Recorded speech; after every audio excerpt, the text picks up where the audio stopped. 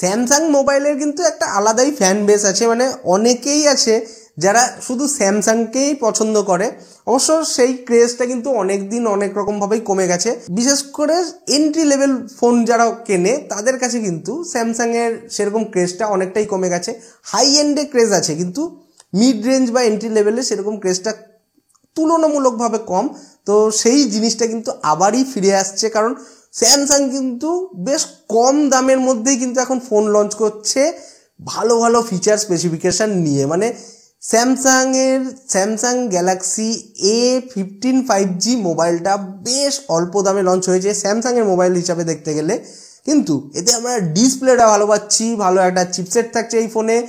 এই ফোনটা looks wise বেশ প্রিমিয়াম করা হয়েছে এবং এতে আমরা বেশ ভালো ভালো ফিচার স্পেসিফিকেশানই পাচ্ছি। তো এই মোবাইলে আমরা কি ফিচার স্পেসিফিকেশান পাচ্ছি, ফোনটার দাম কত, ফোনটা কেমন হবে তোমাদের জন্য, সেই সমস্ত ব্যাপারে বিস্তারিত জানতে হলে ভিডিওটা শেষ পর্যন্ত দেখো, অনেক কিছুই জানতে পারবে তোমরা এই মোবাইলের ব্যাপারে। তো শুরু করা যাক আজকের ভিডিও।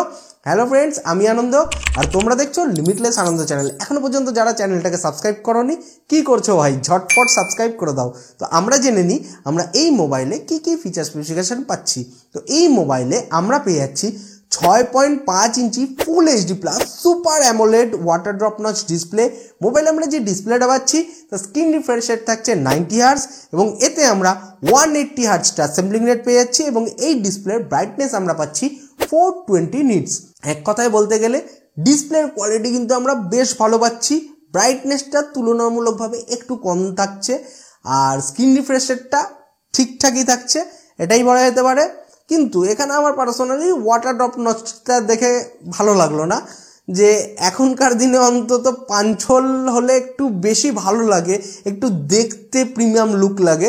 তো ওয়াটার ড্রপ নচ এখন ব্যাকডেটেড হয়ে গেছে। তো সেই হিসাবে ফোনটা যে রেঞ্জও লঞ্চ করেছে, মানে যে দামে লঞ্চ করেছে সেই দামের দিক থেকে কিন্তু এতে পাঞ্চল অন্তত দেওয়া উচিত ছিল, আমার পার্সোনাল ওপিনিয়ন এটা। তোমাদের কি ধারণা এই ব্যাপারে অতি অবশ্যই আমাকে কমেন্ট করে জানাতে ভুলো না। অবশ্য ডিসপ্লে কোয়ালিটি কিন্তু আমরা যথেষ্টই ভালো পাচ্ছি, ভিডিও ভিং এক্সপিরিয়েন্স বেশ ভালো হবে, গেম যখন খেলবে গেমিং এক্সপিরিয়েন্স ভালো হবে, স্ক্রিন রিফ্রেশ রেট ভালো থাকছে। জাস্ট হেভি সানলাইটে যখন মোবাইলটা ব্যবহার করবে তখন ভিজিবিলিটিতে কিন্তু একটু তোমাদের সমস্যা হতে পারে। এবার সোজা চলে আসি এই ফোনের ওজনের দিকে। এই মোবাইলের ওজন হচ্ছে 200 গ্রাম এবং এর থিকনেস হচ্ছে 8.4 মিলিমিটার। এই ফোনে আমরা একদম লেটেস্ট অ্যান্ড্রয়েড ভার্সন অ্যান্ড্রয়েড 14 পাচ্ছি স্যামসাং ওয়ান UI ইউজার ইন্টারফেসের সাথে। এবার আমরা সোজা চলে আসি এই ফোনের ব্যাটারির দিকে, জেনে নিই এই মোবাইলে আমরা ব্যাটারি কি পাচ্ছি। তো এই মোবাইলে আমরা পেয়ে যাচ্ছি 5000 mAh jumbo battery, 25 watt fast charging সাপোর্টের সাথে। মোবাইলে আমরা যে চার্জিং কানেক্টর পাচ্ছি সেটা USB Type-C। তার পাশাপাশি আমরা এই ফোনে 3.5mm হেডফোন পোর্ট পাচ্ছি এবং আমরা ফোনের বক্সে ডাটা কেবল পাচ্ছি, চার্জার থাকছে না।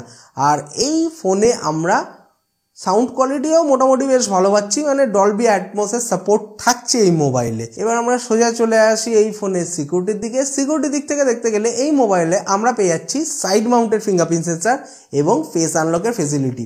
অবশ্য ফোনটা যে দামে লঞ্চ করেছে সেই দামে যদি এই ফোনে ইন ডিসপ্লে ফিঙ্গারপ্রিন্ট সেন্সার আমরা পেতাম তাহলে আরও বেশি গ্রহণযোগ্য হতে পারতো মোবাইলটা। তোমাদের কি ধারণা এই ব্যাপারে অতি অবশ্যই আমাকে কমেন্ট করে জানাতে ভুলো না। মোবাইলটা আপাতত 3টে কালার ভেরিয়েশনে লঞ্চ করেছে, লাইট ব্লু, ব্লু ব্ল্যাক এবং ব্লু। কোন কালারটা তোমাদের সব থেকে বেশি ভালো লাগছে অতি অবশ্যই আমাকে কমেন্ট করে জানিও।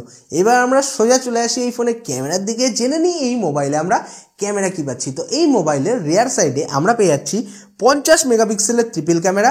প্রাইমারি যে লেন্সটা থাকছে সেটা 50 মেগাপিক্সেলের, যার অ্যাপারচার হচ্ছে f1.8। এরপরে আমরা একটা 5 মেগাপিক্সেলের আলট্রা ওয়াইড অ্যাঙ্গেল লেন্স পাচ্ছি, তারপর একটা ইউজলেস 2 মেগাপিক্সেলের ম্যাক্রো লেন্স থাকছে এবং এই ফোনের ফ্রন্টে আমরা পেয়ে যাচ্ছি 13 মেগাপিক্সেলের সেলফি ক্যামেরা, যার অ্যাপারচার হচ্ছে f2.0। এই মোবাইলের রিয়ার ক্যামেরার মাধ্যমে এবং ফ্রন্ট ক্যামেরার মাধ্যমে দুটোর মাধ্যমে আমরা ফুল এইচডিতে ভিডিও শ্যুট করতে পারবো 30 ফ্রেম পার সেকেন্ডে। এখানে যদি full HD 60 FPS minimum support থাকতো তাহলে কিন্তু বেশি গ্রহণযোগ্য হতে পারতো মোবাইলটা। অবশ্য ছবি আর ভিডিওর কোয়ালিটি আমরা বেশ ভালো পাচ্ছি, কিন্তু সেরকম কোনো ওয়াইএসএ সাপোর্ট থাকছে না, মানে স্টেবিলাইজেশনের দিক থেকে দেখতে গেলে কিন্তু সেরকম একটা বিশাল আহামরি স্টেবিলাইজ ফুটেজ পাবে তোমরা, একদমই সেটা ব্যাপার নেই। বাকি কোয়ালিটি ওয়াইজ দেখতে গেলে কিন্তু কোয়ালিটি মোটামুটি তোমরা বেশ ভালোই পাচ্ছ এই ফোনে। জাস্ট ভিডিও রেকর্ডিংটা কিন্তু আরেকটু একটু হাই ফরম্যাট দিতে পারতো, মানে 4K বলছি না, মিনিমাম ফুল এইচডি যদি 30 জায়গায় 60 FPS হতো তাহলে বেশি ভালো হতো। তোমরা কি ভাবছো এই ব্যাপারে আমাকে জানিও। আমি কিন্তু যা বলছি সেগুলো আমার পার্সোনাল ওপিনিয়ন, তো তোমাদের ওপিনিয়নও কিন্তু আমার জানতে ইচ্ছা করে। তো অতি অবশ্যই কিন্তু আমাকে কমেন্ট করো, ঝটপট কমেন্ট যারা করছো না করে ফেলো।